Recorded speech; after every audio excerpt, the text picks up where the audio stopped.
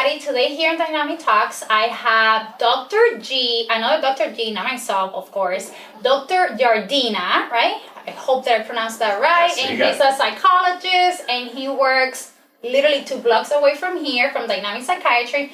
And we're going to be talking a lot about emotional health, a lot of stigmas, myths, and how to break away from that. So I have Dr. G with me. Thank you so much for letting me join.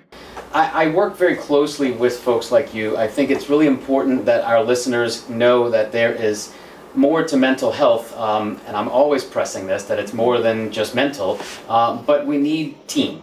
And I can't do what you do, and you don't do what I do, right. And so we need to work collaboratively. So always. That's why Dr. G is on the podcast here with the other Dr. G. I know, 2 Dr. Gs. So let's start by talking about, I want to know what got you into this field. Like, why psychiatry? There's so many options when you're becoming a physician. Like, you could go down all these specialties. So what drew you to psychiatry? I know, right? Actually, my whole family was against me going into psychiatry. It was very interesting. First, I obviously didn't know what I wanted to do. Right, yeah. And then you start doing, your rotations, and then you start getting to know, like, every specialty. And then I just realized how important it was to talk about emotions and how good it was for patients, for people, for humans, for everybody to release what we were thinking, what we were feeling, right? And not that very often we had that opportunity in society. Yeah. Right? Emotions were something that we don't talk about. And that has been That's so true. a topic of not talk about it. You gotta be stoic. You cannot show how you're feeling. If you start reacting, you're too reactive or you're too emotional. We've heard that as women quite often. Yes. So I realized in psychiatry, patients were needing that somebody to talk to. In addition, of course, to medication, because some of them do need medications as well. So I started realizing how important it was to talk to people, to connect. Yeah. To understand, to listen, to take the time to pay attention, right? So, and I saw the big difference that made, right? So I was like, that's what I want. But of course, when you go and you start telling people that you're gonna go into psychiatry, that sounds, as a female, that sounds scary. Yeah. Because we go back to society and we go back to Hollywood movies, right? Yeah. We talk about mental health, we talk about psychiatry, what do we think? Yeah. All these Hollywood movies where people, cuckoo's nest. right? Yeah, something bad's gonna happen. Right. So obviously my family was very scared because they didn't understand, safety. Like I was gonna put myself and something was, not gonna go right, or if a patient was gonna act out. Right. But it just took educating. Like I always say, communication, educating, and they understood that this is my passion. So this is what I flourish. This is what I like to do.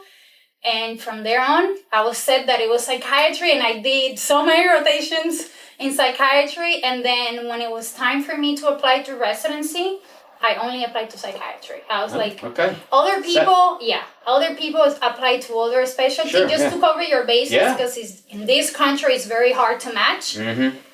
Myself, I told myself, no, psychiatry is for me, and this is what I'm gonna do. Or I'm gonna wait, I'm gonna reapply next year. But I was blessed that I didn't have to wait. I matched into psychiatry. Passionate. I love it. Yeah, I love that. Yeah. And it comes across when you talk about this, like just even when we're not doing a recording here, like you're definitely, this is something that you want to be doing, right? Yeah. It's more than just a job. It feels important. Absolutely. I love what I do.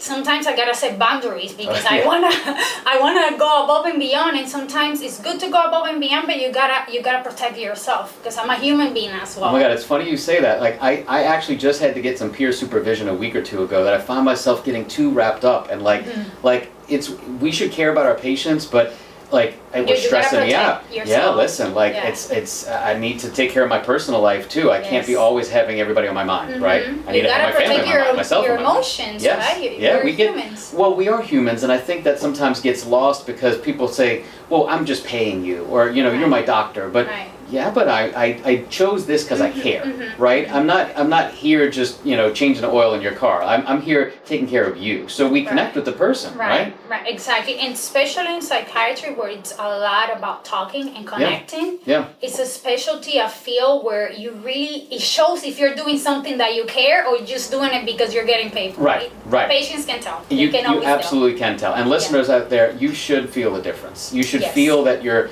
doctor, whatever specialty, but especially psychiatry, that they're listening. And that's so often a complaint I get from my patients that, oh, well, he or she was barely listening, just had me fill out a form, saw me for 5 minutes, and there's this sense of like they're just shelling out pills. So let me ask you that, like, what is your perspective on medications versus therapy versus like pushing the patient to find like supports in their family or community? Like, how do you see you need to care for your patient's mental well-being? Like, what is it all of that? Is it some more than others? What do you think? Right. So I always think the combination of medications and therapy is the gold standard. Okay. Some patients may benefit from both. Some patients only benefit from psychotherapy. Yeah. They don't need medications, But I think every single patient benefits from psychotherapy. Every single individual should get psychotherapy. We all need somebody to talk to. Yes, and I say, this is what I tell my patients. Psychotherapy has no side effects. You either put the time in or you don't. Yeah. But you're not going to get any side effects. So I don't want to hear excuses. The only excuse or the only setback is that it takes time. It does. And you have to put in the work. Mm-hmm. But you're not going to feel nauseous. You're not going to have a headache. You're not going to get any of that. Right. That sometimes you do get with medication. Yeah. And it's something that is going to help reframe. Change those maladaptive thoughts, right? Be a better version of you. Yeah. Discover yourself in ways that maybe you didn't think that you need to. So I'm all for psychotherapy. I recommend psychotherapy to every single patient. And you do some therapy with some of your patients, right? I do for which is not patients. Traditional anymore in psychiatry. It very much used to be, but not as much. No, because as you know, it does take a lot of time. Yeah.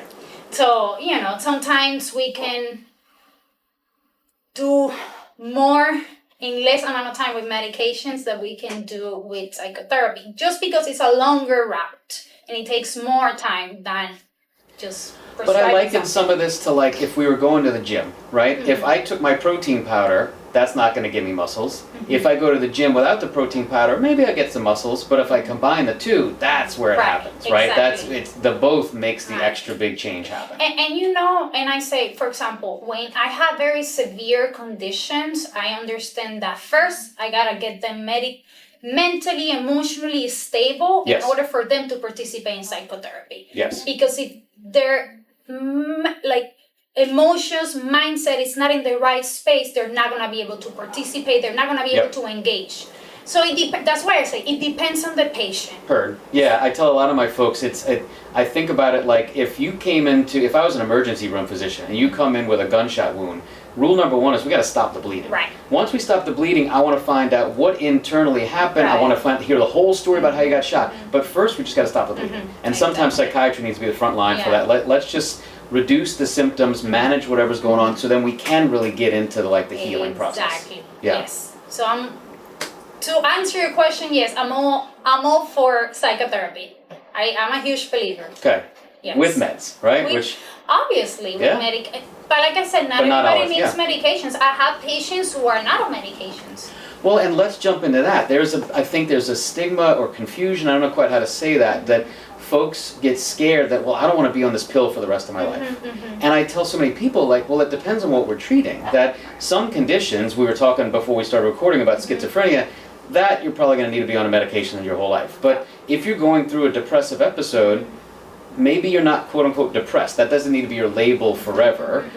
Maybe you do need Lexapro at a low dose forever, and it makes you feel fine, but I think in some cases it can be a temporary thing, almost like putting a cast on a broken leg. Right, it depends. Can you talk to the listeners about that? Yes, let's talk about that because that's probably the number one question I get asked. Yes. I'm like... And I have to answer it, and then I send them to you, and you have to answer it. Yeah, and then they'll ask you every single time, for how long? Yeah. For how long? How much longer? Can I stop? Yeah. When can I stop? Am I gonna be an addict? Yes. Am I gonna get hooked up on this? Am I dependent? That's yes. Am I gonna be dependent on this?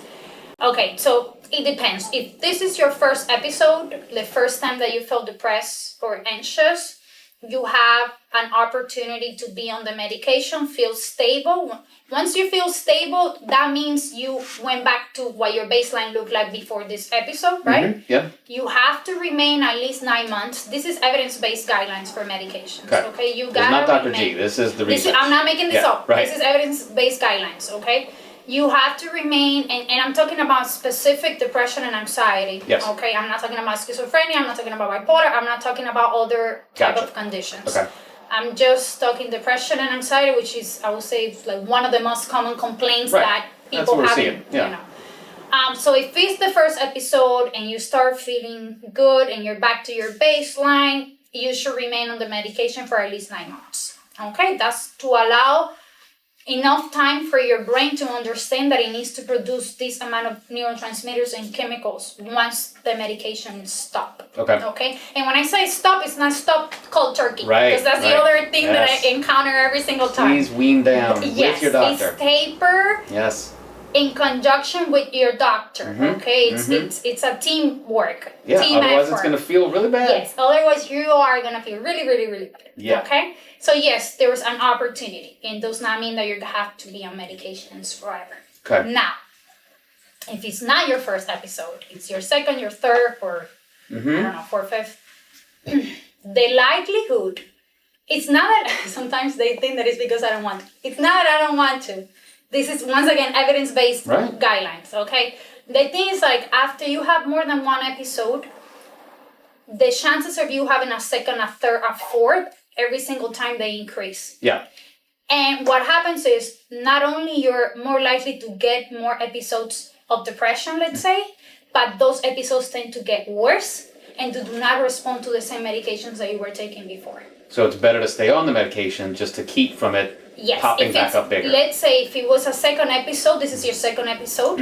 Let's say you had a first episode, you felt good, you taper your medication, right? And then you were good for like 5 years and something happened, because life happens. Life happens. You start feeling really bad. You go and you see your doctor, they put you back on a medication. You start feeling better. Then the recommendations are for you to stay on the medication indefinitely. Okay. Because the chances of you having a third, a fourth, and a fifth, and so on episode are every single time higher, more and more right? likelihood, and worse. Yeah. So that's just evidence-based guidelines. That's just being studied. That's how the brain works. And the way I end up explaining that to a lot of folks is, okay, now my broken leg metaphor of you just put a cast on it for when you need it to heal, it shifts, and now we talk about almost like a diabetes metaphor. That I use it all the time, the diabetes metaphor. Yeah, like if monitoring your blood sugar levels and dealing with your insulin makes you feel better, well then that sucks. It's a shame. But it's where you are, and you can live life. You can live life with this. Yeah. It doesn't have to limit you, but you are going to have to do something somebody else doesn't. I always say, listen, life is not fair, and that's a reality of it all. That's it. Some people get seizures, some people get diabetes, some people get high cholesterol. Nobody wants to get anything. We all want to be healthy, but life is not fair. Genetics come into play, environmental's coming to play, socioeconomic is coming, a lot of factors go into play. What I go down is nobody asks for any medical conditions, just like nobody asks to feel depressed or anxious or to have any mental... Yeah, we all want it to be great. So the thing is, you don't have a label here that you're walking around and says, I'm a diabetic, or I am depressed. Nobody knows what you have unless you decide to share how you're feeling. Yes. That pill that you take, nobody knows what's in your medicine cabinet, and if they're snooping, well then shame on them. But, right. And not that there needs to be a stigma, but I think it also needs to be your choice to share. So, okay, let's talk about stigma. Now, I find folks when they're dealing with anxiety, there's a fear of, well, I don't want to get addicted to Xanax. I hear Xanax leads to this bad thing. So what are your thoughts? Somebody's anxious. Maybe they don't need to be on something, well, maybe you can educate me. Maybe it's an antidepressant, but if it's a Xanax or Klonopin or an Ativan, or what are your feelings on that? Is that going to immediately lead to abuse? Are you comfortable prescribing that? That's so controversial, I think, especially in South Florida. People have this misconception that Xanax is a solution for anxiety, and it's not. Xanax is a medication that is only FDA approved for short term, for acute episodes of anxiety. Panic attacks or things. Likely related to panic attack, to abort a panic attack, Right. to stop a panic attack from continue to escalate, right? And that is only while SSRIs, which is actually indicated to manage anxiety in the long term, take effect. Yeah. Because SSRIs take 4 to 6 weeks to take effect. Versus Xanax, which you take it and within 5 minutes, you're gonna feel calm.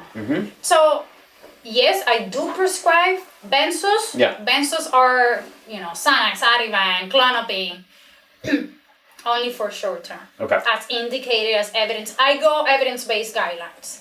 Now, if there's somebody who comes to me who's already been on it for a long time, of course I'm not gonna discontinue the medication because they'll go to withdrawal. Right? I don't want that. If they'll feel stable on that regimen, I'm okay with continuing, but patient specific. Every case is different. Every case is different. And I think but it's also like we were saying earlier about predispositions and things, like we need to know what has been their experience with benzos. Do they have a substance abuse history or a tendency towards that? And also how often are they feeling anxious? Because if you're having quote unquote panic attacks 20 times a day, then that's not panic attacks. Then we need something different. Then right? that means that your anxiety hasn't been managed properly. Right. And you would use an SSRI or something else. Right. And tell me if I'm saying this right, because you're the one who's trained with the MD. But I caution some of my patients and they're scared. They're like, oh no, they said they were going to give me Xanax for my panic attack or for my procedure or whatever. And I say, well, what's the dosage? And we look at the dose and it's a 1/4 milligram. It's a 1/2 milligram. And I say, listen, that's not, when I worry about abuse, I saw a woman who was taking 2 to 3 milligrams 2 to 3 times a day. I'm like, that is why. But probably that woman started with the 1/4 Xanax. Okay, so that's what happened. So there's a risk that it could escalate. Okay. Dose does not have to do anything, whether, of course, if it's a higher dose, but usually people who are in a higher dose is because they started on a lower dose. And it kind of ramped up. And then the lower dose, eventually you get tolerant, right? Yeah. It doesn't do anything to you anymore. You're in a higher dose, and the same thing happens because these are substances that are highly a higher risk for abuse and tolerance. Okay. That's why these are substances that get monitored by the DEA, and there's a specific monitoring program for all these controlled substances, right? Controlled substances mean that they have a higher potential for abuse and tolerance. There's a risk, yeah. Right? Yes, even though it's a low dose, you can still end up with 3 milligrams of Xanax. Okay. Now, it all depends on how you use it. If you use it for 2 weeks, only as needed, you're fine. You should be fine. Now, if you start using it every day 3 times, and then goes on for years, then we have a problem.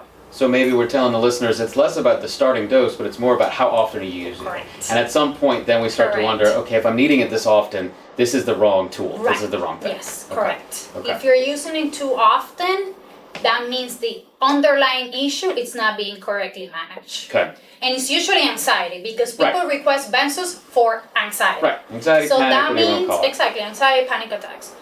That means that your anxiety and panic attacks are not properly managed because benzos are not FDA indicated to manage and control anxiety in the long term. Only short term, while the FDA medications who are actually indicated for anxiety, like SSRIs, Lexapro, Prozac, Zoloft, there's so many. Or SNRIs, or there are others. Right. While those take effect. And then once they take effect, you discontinue the Xanax. And then what I would throw in there is, from my perspective, it's also, that's when you need therapy. If you're relying on that medication and you're taking it that frequently, well then we should be learning a different way of coping. Right. And if your only way of coping is to go to the pill, that's when the abuse really starts to happen because now your brain thinks this will make me feel better. But if we can teach you other things that will make you feel better that are not substances, if you can go take a hot shower, or go take a walk, or go hug your dog, well now that's going to produce a similar calming effect, and now we didn't need to go to the pill. The breathing exercises, I always say, there's not a magic pill. There's not. It doesn't exist a magic pill. No. I don't have a magic pill that you're gonna take it and your life is gonna get 180 and you're gonna be perfect. No, it's not realistic. There's medications that are gonna help you do better, function better, so you can help yourself. Yes.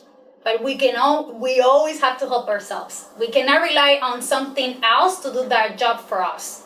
And back to that metaphor earlier, if I take a bunch of protein powder but I never go to the gym, I'm not going to get muscles. Right. I need to do the thing. And that's, I think, we all get frustrated with that. Like we all want quick fixes, quick money, quick health, but it requires like boring, slow, daily effort of change. So yeah, it comes down to short term. And Okay. short term usually means less than a month. Yeah, there's some acute situation. Right. You just suffered a major loss, or you're about to have a Right. medical procedure. You're having and we're gonna get through that. But if it's more than that, then yeah, we need a different focus. It's not benzos or Xanax.